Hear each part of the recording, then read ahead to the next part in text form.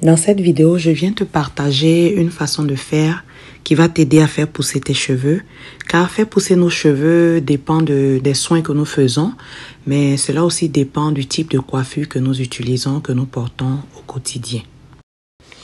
Ici, avec les cheveux de ma fille, nous sommes en train de faire un challenge de 6 mois avec manipulation minimum. Donc, dans cette vidéo, je vais t'expliquer comment nous allons faire ce challenge. Et ce challenge est pour ces personnes qui ne veulent pas passer leur temps à manipuler leurs cheveux, soit parce qu'elles n'ont pas le temps, soit parce qu'elles préfèrent faire des coiffures qui restent un peu plus longtemps. Bref, voici la pousse qu'elle a eue pour le premier mois de ce challenge que je vais t'expliquer en détail dans cette vidéo. Donc, la coiffure que tu vois ici, en fait, c'est des torsades que nous avons installées il y a 1 mois.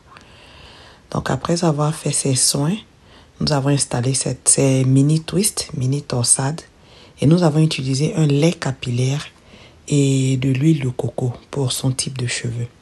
Tu peux utiliser du beurre de karité, tu peux utiliser de l'huile d'olive, tu peux utiliser de l'huile d'avocat. Donc ici, je vais t'expliquer comment faire pour faire ce challenge si tu veux le faire avec nous pour 6 mois. Et aussi, je vais répondre à quelques questions des abonnés afin de nous permettre de toujours mieux comprendre nos cheveux. Donc, ce que tu vois ici, je suis en train de défaire les mini twists qu'elle a gardés pendant 1 mois. Le jour où nous avons installé les twists, nous les avons installés après avoir fait son bain d'huile, son shampoing, un masque à base d'œuf, un masque protéiné. Et nous avons hydraté et nous avons installé ces mini twists. Ce que nous allons faire tout le long de ce challenge, ça sera en fait d'utiliser les mêmes mini twists pour réinstaller à chaque fois, à chaque 4 semaines. Donc, le premier mois, nous avons installé et à la fin du premier mois où nous sommes maintenant dans cette vidéo, nous avons fait les soins sur les mini twists. Donc, nous avons fait le bain d'huile, nous avons lavé les mini twists. Nous avons fait encore un masque à base d'œuf, un masque protéiné. Et là, nous sommes en train de défaire chaque mini twist. Et nous allons installer une nouvelle mini twist afin de récupérer la pousse, de refaire la racine, bref, de rafraîchir vraiment sa coiffure. Donc, tu vas voir à la fin de cette vidéo, la coiffure sera toute belle, toute nouvelle. Donc, la première chose à faire déjà, c'est d'installer tes mini twists à la taille que tu désires. Est-ce que tu les veux mini? Est-ce que tu les veux moyens? Ou est-ce que tu les veux un peu plus gros? Mais pour ma part, je déconseille de les faire trop petites. Parce que faire des trop petites twists va te faire, en fait, va favoriser la casse. Donc ici, nous avons fait une taille relativement grosse. Et comme tu vois ici, j'ai défait la première mini twist. Je l'ai hydratée, j'ai mis du lait capillaire. Et ensuite, j'ai ajouté un peu d'huile de coco. Et je réinstalle la mini twist. Les premières mini twists que j'ai réinstallées ici, je les ai faites sans tresser la base. Parce que tu peux faire des mini twists de 2 façons. Tu peux faire ces mini twists où tu commences directement par une torsade. Ou tu peux faire ces mini twists où tu commences par un genre de tresse à 3 brins. Et ensuite tu finis par une torsade. La différence entre les 2 types, c'est que celle où tu commences directement par une torsade, elle sera plus facile à défaire, elle fera moins de nœuds, donc moins de casse. Celle où tu commences avec les 3 brins, le jour que tu vas défaire tes mini twists après 4 semaines, tu vas voir que tu vas devoir faire plus attention à la racine. Je t'invite à suivre cette vidéo jusqu'à la fin parce qu'elle sera remplie de conseils. Je vais partager plein de petites astuces que je fais. Et donc, oui, c'est ça. Donc, si tu décides de faire les mini torsades avec les 3 tresses en bas, il faut que tu saches qu'au moment de les défaire, comme ce que je suis en train de faire ici, tu vas devoir être vraiment, vraiment délicate, un peu plus délicate, parce que les tresses à 3 brins auront une tendance à faire un peu plus de nœuds. Mais dans tous les cas, que ce soit une mini twist qui a été débutée par des torsades ou une mini twist qui a été débutée par des tresses à 3 brins, après 4 semaines, les cheveux ont tendance à avoir des nœuds parce qu'il y a les cheveux morts qui sont restés accrochés dedans. Donc, dans tous les cas, tu dois défaire en faisant très attention. Donc, je commence par humidifier les cheveux avec un peu d'eau afin de pouvoir détacher et je démêle au doigt. Une autre chose que que je te partage ici, c'est que tout le long de ce challenge, nous n'allons pas utiliser de peigne. Chaque fois que je vais défaire une mini twist, je vais prendre le temps de défaire la mini twist, de la démêler au doigt, de retirer tous les nœuds, de retirer tous les cheveux morts. Et ensuite, je vais appliquer le lait. Continuer à démêler avec le lait capillaire. Donc, ce lait capillaire va me permettre aussi de continuer à démêler. Et le fait que je suis en train de masser le lait capillaire, comme tu vois ici, ça permet aussi de faire bien pénétrer le lait. Et je termine en scellant par un beurre, de l'huile d'olive, de l'huile de coco. En l'occurrence, ici, nous utilisons de l'huile de coco pour son type de cheveux. Et je réinstalle la twist. Le processus est long, je préfère te prévenir parce qu'elle a quand même des twists assez petites et parce qu'il faut vraiment prendre le temps pour défaire chaque mini twist. Donc en fait, dans ce processus, tu vas faire deux choses à la fois. Défaire les tresses et les réinstaller en même temps. Donc ça va te prendre beaucoup de temps. Mais en même temps, c'est un temps que nous allons gagner tout le long du mois parce que nous n'allons plus tresser ses cheveux pendant un mois. Donc ici, je te montre les deux premières twists, je les ai commencées directement avec des twists. Et la suivante, je l'ai faite en faisant les tresses de trois brins à la racine. Au final, nous avons décidé de choisir la méthode avec les 3 brins parce que je trouve que la racine est un peu plus serrée. J'aime plus le rendu, je trouve qu'il est plus propre. Et ici, comme tu peux le voir, je la fais participer pour me faire gagner un peu de temps. Elle défait une twist et ensuite moi je démêle au doigt, j'ajoute le lait, je scelle avec ma matière grasse, mon huile, mon beurre ou mon huile de coco, mon beurre de karité, selon ce que tu utilises pour sceller tes cheveux et je réinstalle la prochaine mini twist. Ce challenge il est intéressant parce qu'il va te permettre non seulement de ne pas manipuler tes cheveux, mais en plus, les mini twists sont une coiffure qui est assez malléable, elle est assez... Tu peux faire des coiffures avec des mini twists, tu peux les porter attachés, tu peux en tout cas réaliser des petites coiffures avec les mini twists. Mais après encore, cela dépend de la longueur de tes cheveux. Mais crois-moi, avec cette technique, tu vas laisser tes cheveux bien hydratés parce qu'on a ajouté le lait, scellé avec une huile et tu vas les laisser tranquilles pendant 4 semaines. Nous avons décidé de faire les 4 semaines parce que si tu décides de laver tes cheveux après 2 semaines, déjà, tes mini-twists vont changer d'aspect, mais c'est quelque chose que tu peux totalement faire. Tu peux décider que après 2 semaines, par exemple, tu fasses un bain d'huile, un shampoing, un masque et tu hydrates les mini-twists et tu les gardes. Ou tu peux décider de ne rien faire, de ne pas toucher tes cheveux, mais juste de spray avec un peu d'eau une fois par semaine, un peu de lait capillaire, scellé avec une huile, une fois par semaine. C'est ce que nous allons faire. Donc, une fois par semaine ou quand les cheveux sont secs, tu vas devoir ajouter un peu d'eau. Tu peux faire ce spray avec le romarin. Ensuite, sceller avec son huile de coco. Donc, je t'explique ce que nous faisons au bout de chaque semaine. Nous allons sprayer avec un peu d'eau, d'eau de romarin, ajouter un peu de lait capillaire. Je vais te mettre en photo le lait que nous utilisons. Mais nous utilisons différents laits, pourvu que ce soit un lait capillaire ou une crème capillaire. Et ensuite, nous allons sceller avec son huile de coco une fois par semaine ou vraiment quand les cheveux semblent être secs. Mais en général, elle peut faire des fois même 10 jours sans rien appliquer. Elle fait ses petites coiffures au quotidien. Donc ici, c'est ça. C'est ce que nous avons décidé de faire sur 6 mois. Donc, dis-moi en commentaire, est-ce que tu as déjà utilisé ce genre de technique pour tes cheveux? Installer une coiffure protectrice, ensuite faire les soins sur la coiffure et garder la coiffure pendant quelques semaines. J'ai décidé de faire ainsi parce qu'avec l'école, elle n'a pas toujours le temps. Et même moi qui m'occupe des cheveux, j'ai 3 filles, ça fait beaucoup de travail. Donc on s'est dit qu'on allait essayer cette technique et voir ce que ça donne. Donc si tu es prêt à faire le même challenge avec nous, dis-le en commentaire. Et puis si tu as des questions un peu plus précises sur cette façon de faire, pose ta question en commentaire et ensemble nous allons tester ce challenge. Mais bref, en gros c'est ça. Je défais la mini twist, je démêle minutieusement, j'enlève les cheveux morts qui sont restés accrochés dans les mini twists parce qu'en fait naturellement nous perdons des cheveux chaque jour. Donc ne pas défaire ces cheveux et les démêler pendant 4 semaines, c'est sûr que tu auras des cheveux morts qui sont accrochés dans les mini-twists. Donc le jour où tu décides de réinstaller tes mini-twists, c'est de prendre le temps en fait à chaque mini-twist d'enlever les cheveux morts, de les retirer, de bien masser les cheveux. Et ce mouvement, je t'assure, revient en fait à peigner les cheveux. Tu vas voir qu'après avoir massé avec un peu d'eau, ensuite avec le lait, ensuite avec l'huile, tout en retirant les cheveux morts, tu vas te rendre compte que tu n'as pas vraiment besoin de peigner les cheveux. Vraiment, c'est de bien démêler au doigt pour t'assurer que les mini-twists sont bien défaits, qu'il n'y a pas de cheveux morts, et ensuite de réinstaller ta mini-twist. Donc, dans la suite de cette vidéo, comme promis au début, je voulais non seulement t'expliquer ce que nous avons décidé de faire sur 6 mois, mais aussi répondre à quelques questions d'abonnés. Donc ici, nous allons commencer à répondre à quelques questions d'abonnés. Et n'hésite pas, si tu as des questions par rapport à cette façon que nous sommes en train de faire, ce challenge, n'hésite pas à poser tes questions sous la vidéo. Aussi, j'aimerais savoir ton avis. Est-ce que tu as déjà utilisé cette méthode? Je veux vraiment savoir ton expérience.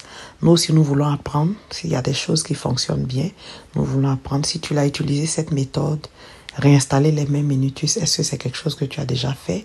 Et si tu l'as fait, qu'est-ce que tu as constaté? Quels ont été les avantages? Quels ont été les inconvénients? Donc c'est ça, j'attends aussi tes commentaires sous la vidéo. Donc nous allons partir avec la première question d'abonné dans cette vidéo. Donc comme question, cet abonné dit: bonjour madame, merci pour tout. Mes cheveux grandissent vraiment, mais en brossant, je vois quelques brins qui tombent. Est-ce que c'est normal? Donc, pour répondre à cette question, je dirais, il faut déjà savoir que naturellement, nous avons des cheveux qui tombent chaque jour. Dans le processus, dans la façon dont nos cheveux sont faits, il y a des cheveux morts qui tombent régulièrement, ce qui est totalement normal. Donc, naturellement, chaque jour, tu as des cheveux morts qui tombent. La question de savoir, est-ce que c'est normal que les cheveux tombent? Tout va dépendre de comment sont les cheveux qui tombent. Il peut y avoir les cheveux qui tombent à cause du processus normal de cheveux morts qui tombent, mais les cheveux qui tombent peuvent aussi être des cheveux qui se cassent. Donc, comment reconnaître la différence? Comment savoir si les cheveux qui tombent sont des cheveux morts naturels qui tombent chaque jour de nos cheveux? Et dans ce cas, il ne faut pas s'inquiéter. Ou est-ce que c'est des cheveux qui tombent parce que mes cheveux se cassent? La différence, en fait, tu vas savoir de quel côté te situer si tu regardes bien les cheveux qui tombent. Si les cheveux qui tombent sont des petits bouts de cheveux, comme des petits bouts de cheveux de moins d'1 centimètre, des petits morceaux, ça signifie que c'est de la casse, c'est tes cheveux qui se cassent. Mais si les cheveux qui tombent, quand tu les prends et que tu essaies de les observer, c'est des cheveux qui sont totalement longs, c'est des longs brins de cheveux. Des cheveux qui ont la longueur de tes cheveux. Donc, supposons que tu as des cheveux qui ont une longueur de 10 cm et dans la chute, tu vois plus de cheveux qui sont longs, qui valent 10 cm, mais tu vois moins de cheveux qui sont comme de petits bouts d'1 centimètre. Alors, ça veut dire que c'est la chute naturelle de tes cheveux et dans ce cas, tu ne dois pas t'inquiéter. Donc, en gros, tu dois commencer à t'inquiéter si ce qui tombe, c'est plus tes petits brins qui montrent vraiment que tu as de la casse. Donc, des fois, pour ceux qui ont des lavabos, quand tu es devant ton miroir en train de manipuler tes cheveux, tu vas voir que tu as des cheveux qui tombent dans le lavabo, tu as des cheveux qui tombent sur le sol. Donc, il est important d'observer ces cheveux-là et de voir comment ils sont. Si c'est des cheveux, des petits bouts, alors tu as de la casse. Si c'est des longs cheveux, pas en trop grande quantité non plus, si c'est vraiment des longs brins de cheveux, alors c'est des chutes naturelles, c'est des cheveux morts qui tombent naturellement de nos cheveux. Donc si c'est les longs brins qui tombent et en quantité raisonnable, tu n'as pas besoin de t'inquiéter. C'est le processus normal d'évolution de tes cheveux, c'est la chute des cheveux morts qui tombent normalement. Mais si c'est les petits bouts de cheveux qui tombent comme moins d'1 centimètre, alors là, ça veut dire que tu as de la casse. Et si tu as de la casse, en général, la casse signifie que tes cheveux sont secs. Tu vas devoir améliorer tout ce qui est action pour hydrater tes cheveux. Et ces actions pour hydrater ces cheveux vont commencer depuis même le type de shampoing que tu utilises. Est-ce que ton shampoing il est asséchant? Est-ce que tu utilises un shampoing trop fréquemment? Est-ce que tu laves trop tes cheveux? Il y a des personnes qui font des shampoings qui lavent leurs cheveux 2-3 fois. Ça va contribuer aussi à assécher tes cheveux. En plus du shampoing, tu vas devoir regarder, est-ce que quand j'ai fini de laver mes cheveux, au moment d'installer ma coiffure, au moment de me tresser, est-ce que j'hydrate bien mes cheveux? Est-ce que je spray de l'eau? Est-ce que j'ajoute un lait capillaire?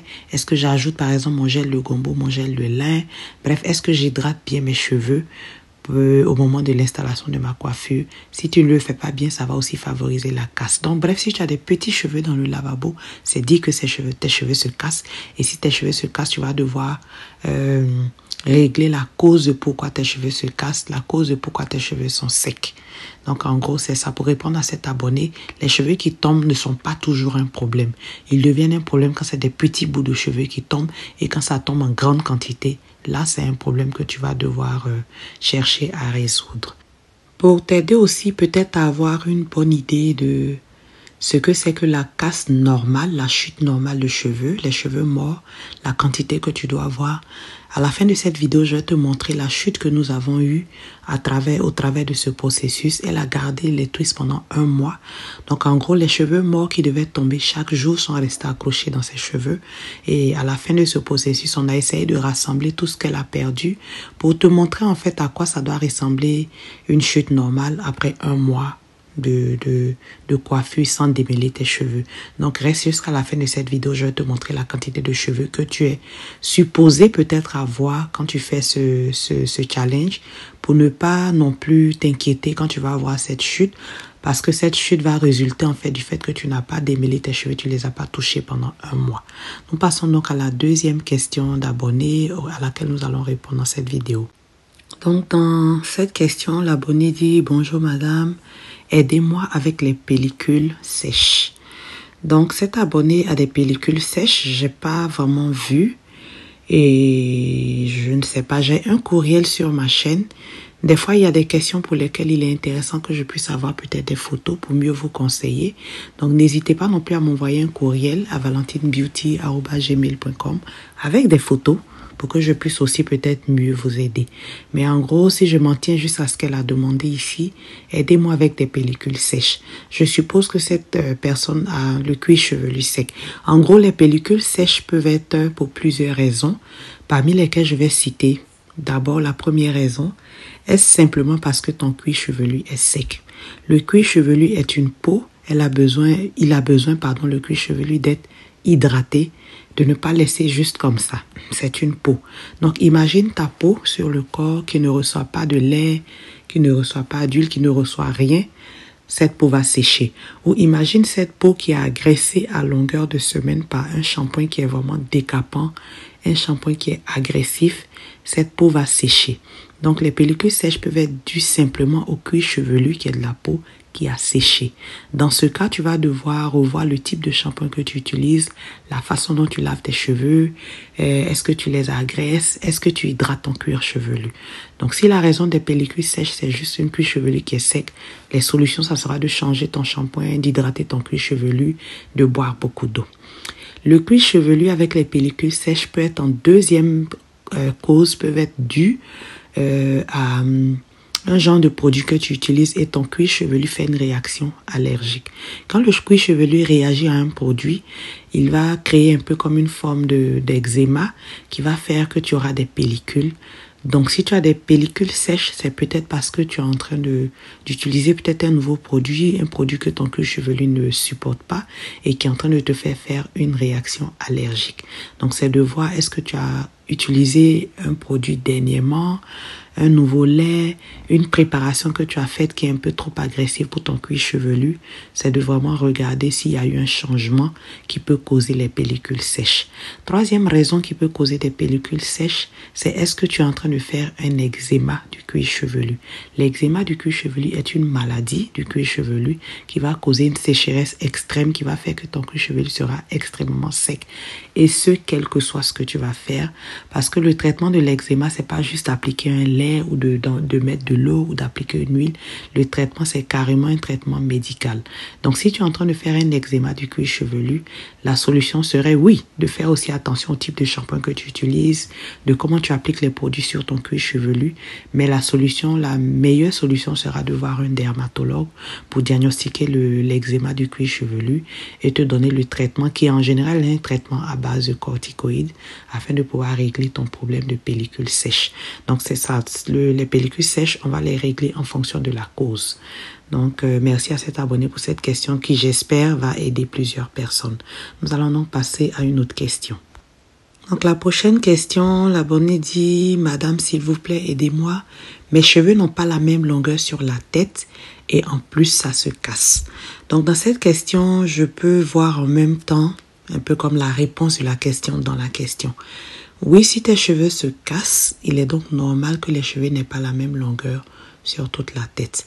Mais en même temps, nos cheveux ne sont pas supposés avoir la totale même longueur sur toute la tête. Il est normal d'avoir des cheveux un peu plus longs, en général dans le milieu, au niveau du milieu de la tête, vraiment de la plus grande partie de la tête, et aux alentours, les bordures peuvent être légèrement plus courtes que la longueur normale de tes cheveux. Ce serait, je dirais, plus ou moins normal.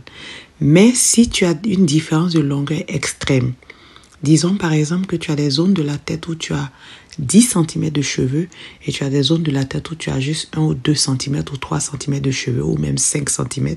Donc la moitié, oui, là c'est un problème. C'est dire que tes cheveux n'ont pas la même longueur et je suppose que c'est le problème qu'expose cet abonné. Mais des cheveux qui n'ont pas la même longueur, en vrai, c'est pour dire que les cheveux se cassent. Et des cheveux qui se cassent en général, c'est parce qu'ils sont secs ou c'est parce que tu n'as pas les bons gestes de manipulation. Donc sur notre chaîne, nous avons plein de vidéos où j'ai plein de conseils sur comment manipuler tes cheveux, sur quel type de shampoing utiliser pour ne pas les avoir secs. Mais en gros, cette question rejoint un peu les éléments que nous avons donnés à la question précédente parlant du cuir chevelu sec. Donc des cheveux secs qui se cassent, donc qui au final n'auront pas la même longueur sur toute la tête, peuvent être dus au type de shampoing que tu utilises, au type de manipulation que tu fais, à la manière dont tu hydrates tes cheveux. Donc pour régler ce problème de différentes longueurs sur tes cheveux, c'est de pouvoir préserver la longueur de tes cheveux, d'éviter la casse. Donc ici, pour répondre à cette question, qu'est-ce qu'il faut faire? C'est de poser des gestes qui vont garder tes cheveux hydratés. Choisir un shampoing doux, laver tes cheveux pas trop souvent et pas trop de shampoing, comme le jour où tu laves tes cheveux, ne pas laver tes cheveux 2, 3, 4 fois.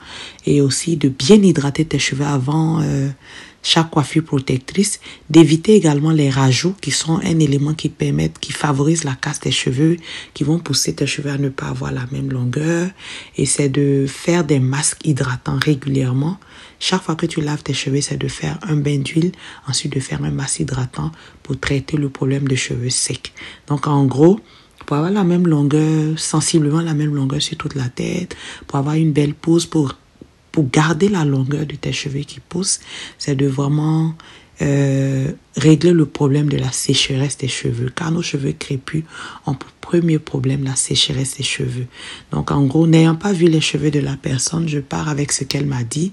Ses cheveux se cassent et ils n'ont pas la même longueur sur toute la tête. Je suppose qu'elle a les cheveux secs. Donc hydrate tes cheveux, fais des masques hydratants, utilise des shampoings doux, installe les coiffures protectrices qui ne sont pas agressives. Il est mieux de rester loin des mèches qui vont venir encore plus assécher tes cheveux, qui vont faire une traction sur tes cheveux, qui vont favoriser la casse. Et avec tout cela, tu vas avoir des cheveux qui vont continuer à se casser et tu n'auras jamais la même longueur sur toute la tête. Car les cheveux vont se casser un peu plus dans les zones les plus fragiles, qui sont l'avant, toutes les bordures en fait de la tête, où les cheveux sont un peu plus fragiles. Les cheveux vont toujours se casser plus à ce niveau. Ou si tu as des zones d'alopécie, les cheveux vont toujours plus se casser à ce niveau. Donc c'est de vraiment être doux et poser des gestes doux et faire très attention à tout ce que nous utilisons comme produit dans nos cheveux. Donc en gros, c'est ce que je peux dire. Aussi bien choisir tes huiles et tes beurres, car il y a certaines huiles qui sont asséchantes comme l'huile de coco. Donc si tes cheveux ne supportent pas l'huile de coco, c'est vraiment de rester loin de cette huile. C'est d'intégrer des huiles hydratantes et pénétrantes comme l'huile de ricin, comme l'huile d'avocat dans tes soins capillaires. Bref, c'est de poser toutes les actions qu'il faut pour éviter que tes cheveux soient secs afin de pouvoir réduire la casse. Donc, pour cet abonné qui a des cheveux qui se cassent et qui ne sont pas de la même longueur partout sur sa tête, c'est de vraiment poser des gestes qui vont garder tes cheveux hydratés et aussi de manipuler tes cheveux avec beaucoup de douceur et beaucoup de tact, de savoir exactement quel geste est-ce que tu poses. Et comme dernière question, j'aimerais partager en fait cette question que je reçois souvent. Merci pour le partage. Pour les enfants, à partir de quel âge peut-on leur appliquer ce masque? Je reçois souvent ces questions de maman qui veut savoir à partir de quel âge on peut appliquer tel ou tel soin à un enfant. J'aimerais répondre à cette question en disant qu'en général, les enfants de moins de 6 ans, voire même 10 ans, qui ont des cheveux en bonne santé, qui ont des cheveux où vous savez comment les manipuler, qui ont des cheveux qui reçoivent les soins appropriés, n'ont pas besoin de grand-chose, ok? Donc, si tu as un enfant de moins de 6 ans, de moins de, je dirais même 10 ans, il est important de savoir comment faire son shampoing et d'hydrater ses cheveux et de lui installer sa coiffure protectrice. Bref, les enfants en général n'ont pas de cheveux abîmés, donc les enfants en général n'ont pas besoin de tous ces soins que nous partageons. Mais si tu veux avoir des conseils plus précis sur comment prendre en charge les cheveux de tes enfants, n'hésite pas à m'envoyer un courriel avec la photo de ses cheveux, avec son âge. Je fais aussi du coaching pour les mamans parce qu'il est très important qu'une maman sache exactement quoi faire sur les cheveux de ses enfants afin que nos enfants puissent être fiers de porter leurs cheveux naturels, que nos enfants ne soient pas frustrés parce que leurs cheveux sont pas entretenus, parce que leurs cheveux sont pas beaux. Il est super important. Donc, dans mes coachings, je reçois beaucoup de mamans. Donc, n'hésite pas à m'envoyer un message dans mon courriel. Il ne faut pas avoir peur des prix des coachings. Ce n'est pas des choses qu'on ne peut pas s'offrir. C'est juste des choses qu'on n'a pas l'habitude de s'offrir. Mais il est important en 2024 que nous, les mamans, sachions quoi faire exactement sur les cheveux de nos enfants afin de les aider à aimer leurs cheveux, à ne pas avoir à les défriser et à les abîmer pour se retrouver dans la situation où nous nous retrouvons aujourd'hui. Donc, n'hésite pas à m'envoyer un courriel pour que je puisse te prendre en coaching, quelque chose assez simple. Mais j'ai besoin de voir les cheveux de tes enfants, de ton enfant, de l'état de ses cheveux, de savoir ce que tu fais exactement déjà et de t'apprendre ce que tu dois faire pour prendre soin des cheveux de tes enfants parce que les besoins des cheveux des enfants sont différents des besoins de nos cheveux.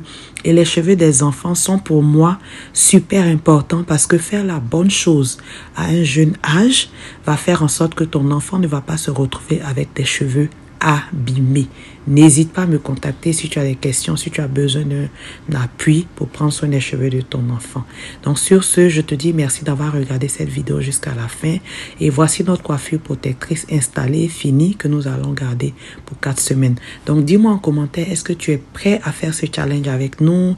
Et n'hésite pas à nous partager ton expérience si tu as déjà fait ce genre de processus, coiffure protectrice, après avoir fait des soins que je garde pendant quelques semaines et je refais la même coiffure. Comment tes cheveux ont évolué et nous viendrons chaque mois aussi de partager l'évolution, les constats que nous faisons. Déjà pour le premier mois, je peux voir que ses cheveux ont poussé, ils sont restés hydratés, elle a pu faire des petites coiffures, elle a vraiment bien apprécié cette coiffure. Donc n'hésite pas à partager avec nous ton expérience et surtout n'hésite pas à poser tes questions auxquelles nous allons essayer de répondre pour pouvoir aussi aider un maximum de personnes. Donc sur ce, on se dit à la prochaine pour une autre vidéo et n'hésite pas aussi à liker cette vidéo, à la partager autour de toi et merci. Et voici la casse que nous avons eue après un mois. Sur ce, nous te disons bye bye.